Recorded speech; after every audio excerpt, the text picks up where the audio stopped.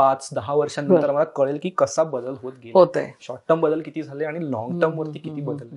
तर हा आमचा मेन मोठा प्रोजेक्ट जो अंदमानला चालतो तो हा आहे, लॉंग टर्म मॉनिटरिंग प्रोजेक्ट. म्हणजे आता मी कोरलच बघत नाही, कोरल कव्हर बघतो, म्हणजे किती कोरल त्या साईटवर आहे. आमची साईट असते साधारण 30 बाय 30 मीटरची साईट असते, प्लॉट असतो तो आम्ही मार्क केलेला.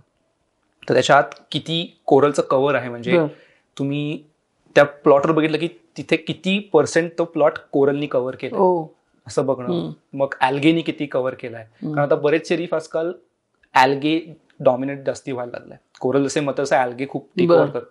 सो किती कोरलनी पर्सेंटेज, म्हणजे किती कोरलचं पर्सेंटेज आहे, किती ॲल्गेचं पर्सेंटेज आहे. मग बाकीचेही प्राणी, म्हणजे कोरलमध्ये पण हार्ड कोरल, सॉफ्ट कोरल असतं.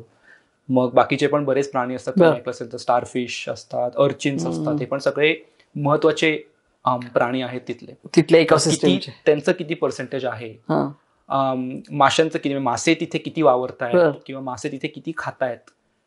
मासे खाणं, हर्बिवरी जे आपण म्हणतो, मासे येऊन शेवाळ काढतात, खूप महत्वाचं आहे. शेवाळ काढलं नाही गेलं तर कोरलला नवीन जागाच मिळत नाही वाढायला.